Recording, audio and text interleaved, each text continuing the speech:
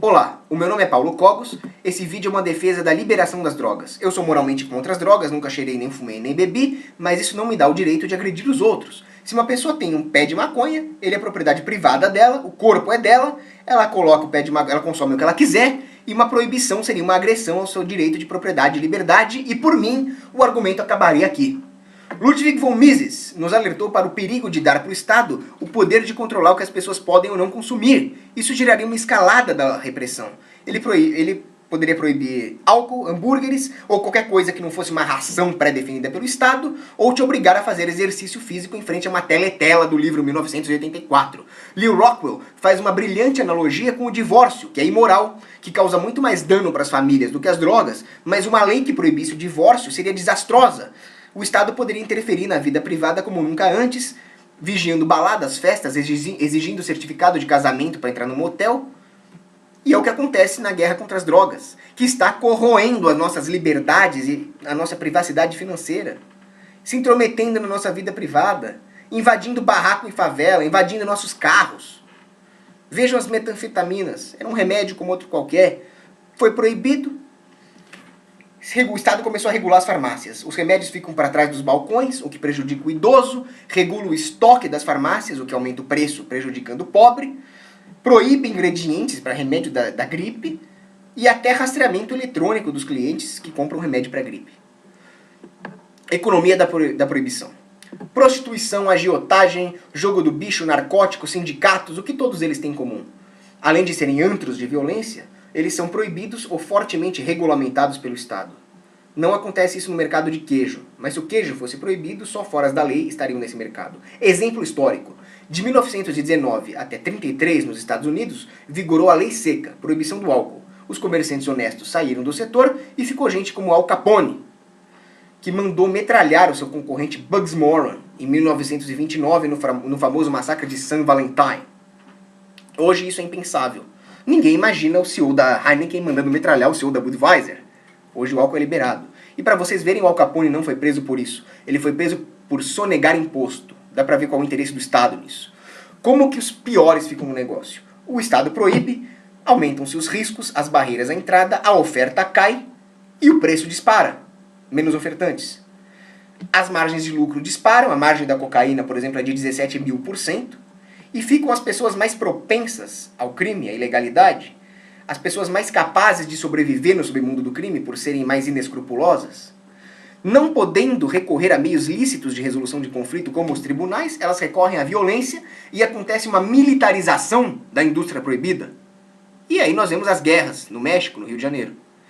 As pessoas dizem que isso acontece porque o Estado é muito ausente. Não. Isso acontece porque o Estado é muito presente, ele está lá proibindo a droga. Isso impede que empresas honestas, com boa reputação diante de instituições creditícias, com capital acumulado, impede que elas vão lá na favela e montem uma loja com vidros blindados, com seguranças ex-fuzileiros navais que protejam a loja e eles vendam drogas de qualidade a preços competitivos para a população que queira comprar, o que desbancaria o cartel dos traficantes. Mas não, o Estado está lá presente, impedindo que isso aconteça. Um comerciante de queijo num bairro perigoso não tem esse problema. Mesmo ele não sendo protegido pelo Estado, que é ineficiente, o simples fato de não ser proibido já ajuda. Além disso, o Estado fornece mão de obra para o crime.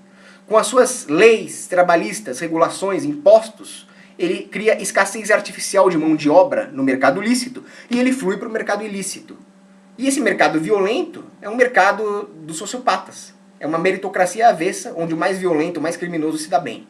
Se nós liberássemos as drogas, a figura do barão da droga e seu exército de facínoras seria substituída por outra figura. Um surfistão que largou a faculdade, brigou com o pai e acabou se dando bem na vida quando montou uma barraca de maconha na praia e ele vende, surfa. Um cenário muito melhor do que essas guerras e crimes tenebrosos. O Estado, além de tudo, com essa guerra contra as drogas, ele gera pobreza, porque aumenta-se muito os gastos na guerra contra as drogas. Tá vendo isso aqui? A linha azul é a demanda por droga nos Estados Unidos ao longo de 40 anos. Nada mudou. Mas a linha verde são os gastos. Essa coisa gigante aqui. 1,5 trilhão. E não adiantou nada. Há um atravancamento jurídico dos tribunais que deviam estar resolvendo crime de verdade e estão lá vendo quem está com maconha. Recursos policiais. O policial devia estar lá matando o estuprador, sequestrador, homicida. Tá lá vendo quem tá vendendo maconha, quem tá lá vendendo droga. 50% das prisões efetuadas nos Estados Unidos é por causa de posse de maconha. E em relação ao Departamento de Defesa, que devia estar lá protegendo o território, eles estão lá cuidando de narcóticos. Aviso aos militares, vocês estão cortando a cabeça de uma hidra e ele está nascendo 10 cabeças no lugar. Os traficantes não têm um centro de gravidade clausewitziano que você possa atacar e resolver o problema. Eles são difusos, é como a hidra. O controle disso exigiria gastos cada vez maiores, controles cada vez maiores. Isso ia destruir a sociedade. E está destruindo, né? No México, 40 mil homicídios brutais em 5 anos. Tortura, assassinato, degolas, a população industriosa, inocente, aterrorizada. Que cenário é esse? No Rio de Janeiro, o favelado, inocente, honesto, no meio do fogo cruzado. Tragédia, tortura. Será que isso compensa qualquer benefício que a proibição das drogas poderia trazer? Sem contar a menor fluidez de capital para dentro da favela, as empresas têm medo de entrar lá dentro, menos emprego. E, é claro, menor inovação tecnológica e médica, porque os princípios ativos, por serem controlados pelo Estado, estão mais caros. Diminui a disponibilidade, diminui a competitividade de novos remédios, o que prejudica o pobre. Esse sofrimento não compensa. Sem falar na perversão moral. O problema das drogas é um problema da família, dos amigos, da moral, da cultura, das tradições, da igreja. Não é um problema do Estado babá. Quando você faz esse tipo de coisa, delegar escolhas morais para terceiros, o pior tipo de perversão moral que existe, há um enfraquecimento dessas outras instituições que têm um papel legítimo de combater as drogas, sem coerção. Olha o que aconteceu em Portugal. Eles liberaram as drogas e diferente do que previam, a demanda foi freada pelo fato de eles terem lá em Portugal religiosidade, costumes e tradições. Foi isso que segurou. E é isso que tem que segurar. Há uma perversão moral da polícia, cujo papel é defender a vida, a liberdade e a propriedade e não agredir quem está consumindo maconha. Quem financia aqui é você! É você que financia essa merda aqui! Isso é antiético. Condenar o traficante à morte lá em Singapura. O traficante não é um criminoso a priori. Ele é um comerciante. Ele só é criminoso se ele se envolver em agressão à vida, liberdade e propriedade. Há uma perversão do seguinte. O drogado é visto como um criminoso porque ele financia o crime. Mas o que tem que fazer? Você tem que ser caridoso com ele. Tem que ajudar ele a sair dessa vida. Eu tenho uma amiga viciada em maconha. Eu dou conselho para ela. Eu quero tirá-la dessa vida. Eu quero o melhor para ela. Mas essa propensão à caridade, ela é corroída pelo Estado, que faz as pessoas verem o drogado como inimigo. Claro, quando a pessoa está com droga, você não chega perto dela, né? Era bem melhor quando as drogas eram liberadas. Há também uma perversão social, né? Um fascínora desgraçado, como o Chapo Guzmán lá no México, é visto como um herói, porque ele cria um Estado paralelo, que é mais eficiente que o Estado normal, que é sempre ineficiente, e ele é visto como um Robin Hood. Mas não, ele é um assassino, ele devia ser morto. Perversão moral, agora não dá nem para culpar a população. A culpa é do Estado. Quando as drogas eram liberadas, até o início do século XX era assim, era muito melhor. Tinha remédios à base de coca, de ópio, de heroína, de cocaína, e não houve nenhum outbreak zumbi por causa disso. Isso vai acontecer hoje, porque drogas cada vez piores estão surgindo no mercado. Isso se chama efeito autoridade. O Estado proíbe um produto, a população busca alternativas mais baratas e piores em qualidade, diferente do que acontece no mercado. As drogas têm essa função recreativa, de dar prazer. O mercado procuraria desenvolver drogas que dão prazer com pouco efeito colateral. Quando o mercado é proibido, acontece o contrário. Acontece, por exemplo, as metanfetaminas, que são horríveis, que é chamada de cocaína do pobre, fácil de fabricar. Aconteceu na lei seca. Houve uma proliferação de bebidas misturadas, que faziam mal. A coca virou cocaína, que virou crack, que virou oxi. O ópio virou heroína, que virou crocodilo, uma droga russa. A pessoa se decompõe em vida quando usa essa droga. Nem queiram ver as fotos disso, credo. Quem quer proteger o drogado devia ser a favor de liberar as drogas. Porque como é que o drogado vai processar um fabricante que adulterar a droga dele? Não tem como. Cadê as certificadoras de risco, de toxicidade, de qualidade da droga? Não tem. Então é um absurdo isso. Droga faz mal. Chocolate, álcool, comida, videogame, sexo, exercício físico, trabalho, tudo isso pode fazer mal em excesso e vicia. Abuso de medicamentos vicia e mata. Keynes. É uma droga, faz mal, e eu não sou a favor de proibir, porque eu sou a favor da liberdade de expressão. Outros dizem que as drogas vão nos contaminar, porque as empresas vão colocar droga na comida para gerar mais mercado para isso, com os viciados. Ridículo! As empresas têm uma reputação a zelar. Se elas fizerem isso, elas estão fora do mercado e podem até ser condenadas à morte por fazer isso. O traficante não tem esse problema. Mesmo porque, com a margem de lucro muito alta dos traficantes, eles têm a questão do retorno do cliente marginal.